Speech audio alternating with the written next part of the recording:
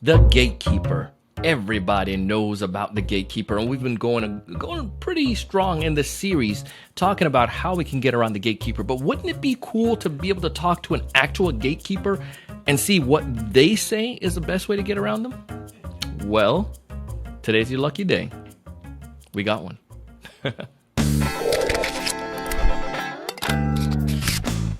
Hey, everyone. Welcome to another great episode of the Sales Evangelist podcast. My name is Donald Kelly,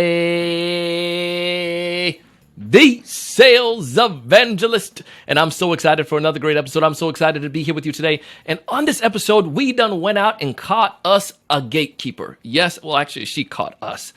We were on LinkedIn, and I had a post with the meme with Gandalf, and I posted this, and Natasha Bowles saw it, and she was like, if you ever want to talk to a real gatekeeper, let me know. And we started this discussion, and we heard her insights and ideas, and I was like, this would be a great episode. So we did this episode, and that's what's in this one. But here's this. If you're a first-time watcher or listener to our podcast, please go ahead and hit that subscribe button, and make sure to connect with me on LinkedIn, Donald C. Kelly. Connect with Natasha as well. Now, as we dive into this episode, you're going to hear some of these things that she shared that may be contradicting to what we've all believed. Her stuff is probably the most accurate. Hope this episode helps you.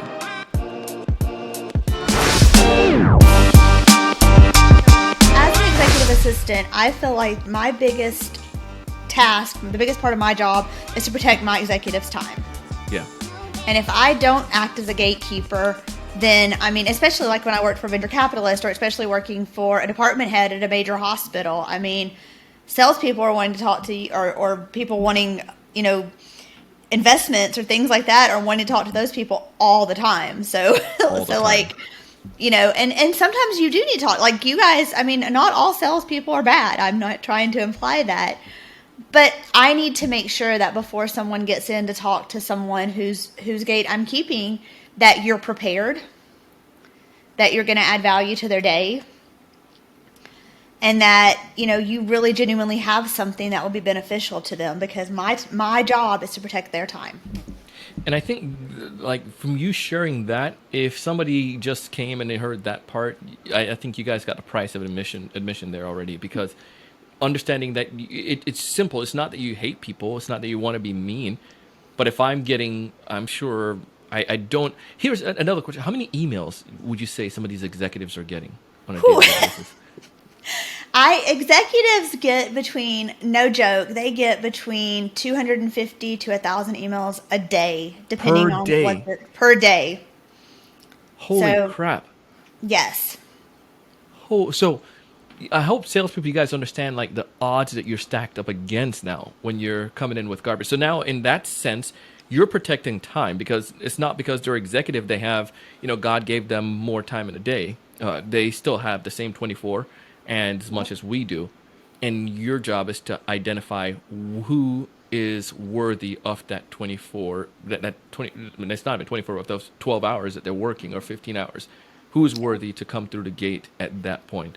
And I think that sets a precedent really good for it. It does. And I think that that's a good thing to understand, like for salesmen to understand that we're not. What's your criteria when you go to and sift through emails if something is worth moving forward to, hey, you should read this, Mary, or you should read this, Dave? So for me, the criteria is, first of all, I go through it. Anything that looks like it's just like you don't really have any idea who my executive is, you just sent out an email blast, it's getting thrown in the trash right away. Not. How do you know if it's a blast? Because the conversation, because of the language in it. Like if it just says, "Hey," and then it looks like you guys put my executive's name in. I'm really interested in your business, and then you just put my executive's business in. Yeah. I would like to meet with you concerning my product, and then you put your product in that's maybe significant to our business.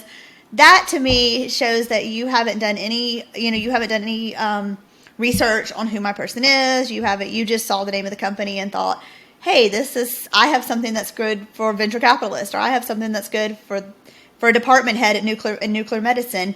I'm going to reach out to them. But to set yourself ahead of the pack, I need to know that you know who my venture capitalist is. I need to know that you know who my department head is and why they would need these stuff. Like, what are the statistics on this hospital and why would they need to upgrade this equipment? Or what are the statistics on this venture capitalist? What has he invested in? What has he been successful in? He really only invests in tech. So, I mean, if you're trying to get an investment in your pizza shop, he's not a good fit for you. I recognize that, and I'm going to act accordingly. So when you come in and you want us to buy something from you, or you want us to partner with you on something, in this particular situation, my guy's more important. And I don't say that ugly, I don't say that rude, that's just where it is. Yeah. And I'm his gatekeeper. So if you come in with an attitude of, I'm going to do you guys a favor, you need to take my time. And then also if you dismiss the person at the front desk and you're very rude to her, we're going to take that into account, because I'm going to be like, you may not be a good fit with us. Or if you come in and you're very demanding of the executive assistant or the gatekeeper or the person sitting there, and they're trying to tell you he can't see you today, or this is not a good fit right now, and you're responding with rudeness or with, I know what I'm doing, I know what I'm saying, that's going to all be taken into effect, and that's all going to be filed away. So later on, when he does have time, or we do need your product, it's not going to be you that I'm going to go to. It's going to be someone similar. I'm going to be like, hey, that product that Donald had was pretty cool, but he was a jerk. Let me go see competitors to the Sales Evangelist. I'm going to go research. I'm going to go research competitors too. As an executive assistant, I'm sure people come to you who have scientific PhD capabilities, and they're the inventor or create some amazing thing, and they're speaking to you as if you've gone through 14 years of nuclear study about their product, and it goes over your head, and it goes over the executive head, because they can't understand the value and what it is. Talk to me about that. How much should I make sure my concept or my value is simplified? So you need to find a good balance between proving to me that you know what you're talking about. And the nuclear med's good, because I was a department head for 12 years. That's a good thing. So you need to prove to me that you know enough about this and that you know enough about your product that you're not going to leak nuclear ions onto the staff and stuff with your product. It works well. But also, you're right. My department head, the department head I had, he was amazing. He started out as a nuclear med tech. He knows enough to do the x-rays. But he's not building the technology. He's not, he knows that you do this for this test, you do this for this test. And maybe even going into a department head, he knows a little bit more about it, but he's not getting into the science of building these things. I'm not into the science of building these things. So talk to me on my level. Natasha, if somebody's out there listening to this, want to get connected with you, they're a sales rep, and they're thinking, it would be cool to work with someone like this. Maybe she could help me to be more effective. Or if there's an executive listening to this, what's the best way for them to get a hold of you? Honestly, the best way to get my attention is on LinkedIn, and I am at Natasha Bean WW on LinkedIn, because I'm often referred to as Wonder Woman. That was Natasha Bowles, and yes, my goodness, she came and delivered some good stuff today. Specifically, I love the fact that at the very, very beginning, kind of helping us understand that the decision maker is not just who we might depict the decision maker to be. We also learned a little bit more about not being rude to the decision maker. We also learned the idea of how you can work with the gatekeeper. I mean, some of these things you may have known, but I think it's really critical that you understand from her perspective, because I think this is going to change the way we do things. If there's one piece that helped you, I want you to go to our Facebook group, the Sales Evangelizers, and tell us in there. You might say, Donald, this part of the episode was absolutely gold. Tell me on LinkedIn as well. But I would love to connect with you. You can find me, Donald C. Kelly, or just go to our Facebook group, the Sales Evangelizers, or our LinkedIn group, Sales Evangelizers. Let's go continue the conversation there and just share one of the best things that you took away from this episode. In addition, I want you to connect with Natasha. You can find her on LinkedIn. We have connections in the show notes. And also, my friends, come on, man. My sponsors are giving you some amazing gifts as well. If you haven't done so already, I'm telling you, you better go ahead and take advantage of that before they go change their minds. Take advantage of the offers from the sponsors. They are good.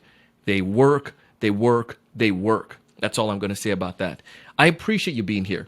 I appreciate you connecting with me on LinkedIn. I appreciate you joining our Facebook group. And I appreciate you listening to this episode. I want you to tell somebody else about it too. I know you have some colleagues that can get some help from this as well. As always, I do this because I want you to thrive. I want you to succeed. I want you to find more of those ideal customers. I want you to know what to say when you reach out to them. Shoot. I want you to close more deals. But most importantly, I want you to raise your level of thinking and go out and do big things. Thanks so much. Have a good one. Hey, thanks so much for taking the time to watch this video today. If you enjoyed the content, I ask you to go ahead and hit that like button, that thumbs up at the bottom right-hand corner. Also, to make sure to subscribe if you haven't done so already. This way, we'll keep you up to date with all the latest sales strategies, latest tools, and things that are going to help you to not only find more prospects, but to close more deals. Thanks so much.